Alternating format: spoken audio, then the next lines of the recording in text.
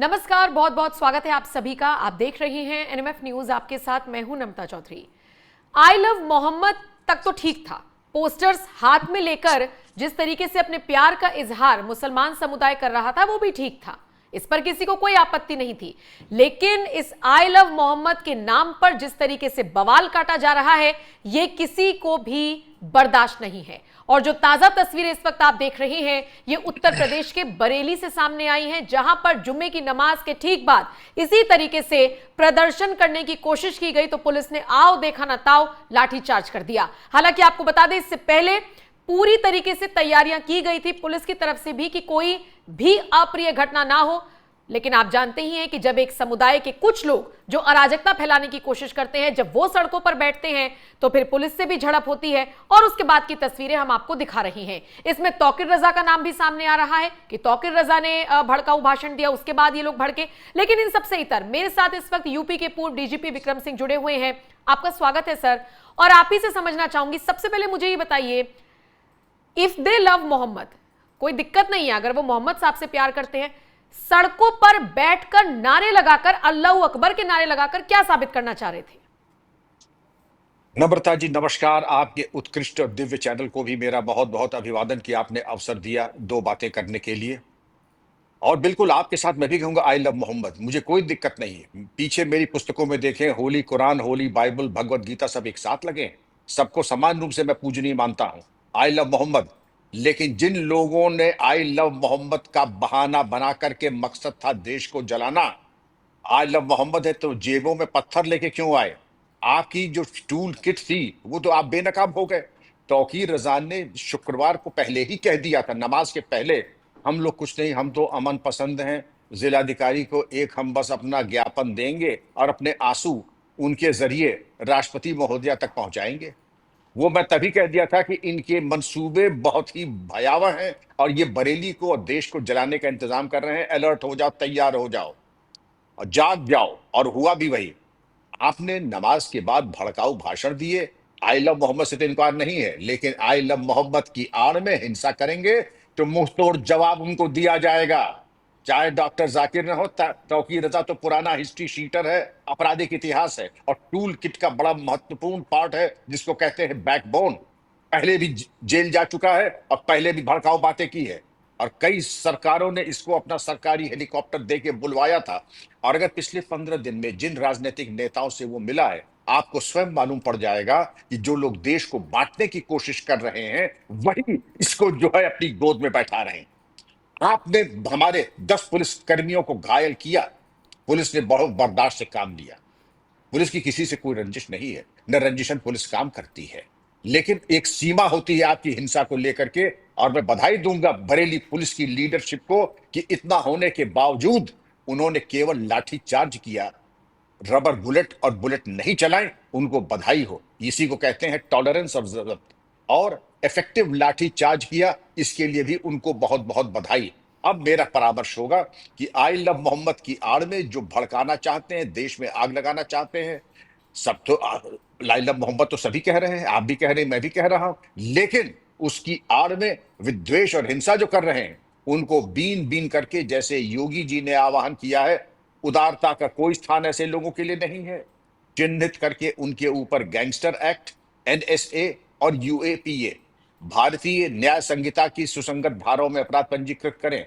चल अचल संपत्ति उनकी कुर्क करें, घर में झाड़ू और झाड़ू के साथ पोछा, एक तिनका भी उनका न बचे। जो दंगा फसाद और नुकसान किया है उसकी भरपाई यही दंगाई करेंगे। आई लव मोहम्मद का दूसरा पहलू है आई लव कॉन्स्टिट्यूशन। और कॉन्स्टिट्यूशन की अनिवार्यता है कि आपकी कानून व्यवस्था सुदृढ़ रहे, संपत्ति का नुकसान न हो, पुलिस कर्मियों पे आक्रमण न हो। ये कौन सा है कि जेब में तो संविधान और ऊपर पुलिस पे आक्रमण, जातीयता फैला रहे हो तुम, मुंह में राम बगल में छुरी। ये चलने वाला नहीं नम्रता जी, ये बेनकाब हो चुके हैं। और आज समझ लीजिए 2027 जब तक उत्तराखंड में और उत्तर प्रदेश में निर्वाचन नहीं हो जाएगा, इनका सुतली बम, लोग तो कहते थे नाना प्रकार की बमों की जैसे श्रृंखला होगी, बम न हो गए वो लाई चना हो गया, हम लाई चना फोड़ देंगे। ये मान के चलिए कि इनके सुतली और पटकौआ बम चलते रहेंगे। लेकिन यूपी पुलिस के आप रॉन्ग साइड में ना आइएगा, मेरा आपको परामर्श होगा। वरना ता जिंदगी आप याद करेंगे कि आपकी सेवा किसी ने की है। हमारे थानों में उत्तर प्रदेश के नाना प्रकार की सेवा की विधाएं हैं। होम्योपैथी की मीठी गोली भी है, लाल दवा भी है, च्यवनप्राश भी है, और वो जाती है आखिर तक। आप समझ सकती हैं, बाईपास सर्जरी तक। जिसका जैसे होते हैं देवता, वैसा होता है पूजन। तो सेवा करना का मौका न दीजिएगा, कहीं ऐसा ना हो ऐसी सेवा हो जाए ता जिंदगी आप अपने नाती पोतों को बताएं कि किस प्रकार आपकी खिदमत हाथ जोड़ करके यूपी पुलिस ने आपकी की है। होशियार को इशारा काफी है, तंदुरुस्ती हजार नियामत। खूब कहिए, मैं भी आपके साथ कहूंगा आई लव मोहम्मद।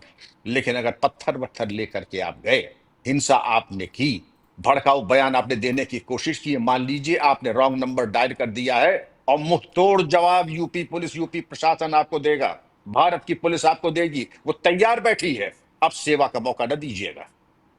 सर, मौलाना तौकीर रजा पर स्ट्रिक्टली एक्शन क्यों नहीं लिया जाता? मैंने उसके पुराने बयान भी सुने हैं, वो गिरफ्तारी देने को तैयार रहता है। जुम्मे की नमाज के बाद उसका एक एजेंडा होता है कि आकर बवाल काटा जाए।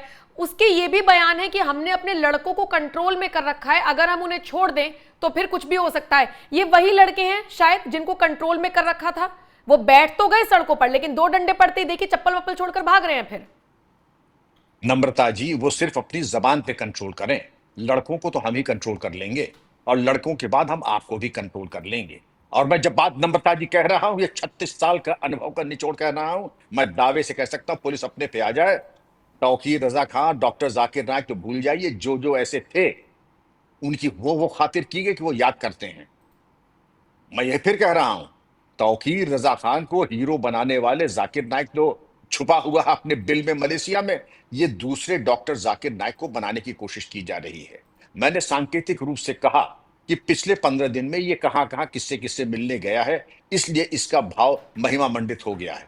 और एक टूलकिट मैं आपको बता दूं, शुक्रवार के पहले अगर इस तरह के भड़काऊ बयान आए, आप मान के चलिए कि तथाकथित सुतली और पटकौआ बम फुलझड़ी की तैयारी हो रही है, तो आप फायर ब्रिगेड का इंतजाम पहले ही कर लीजिए।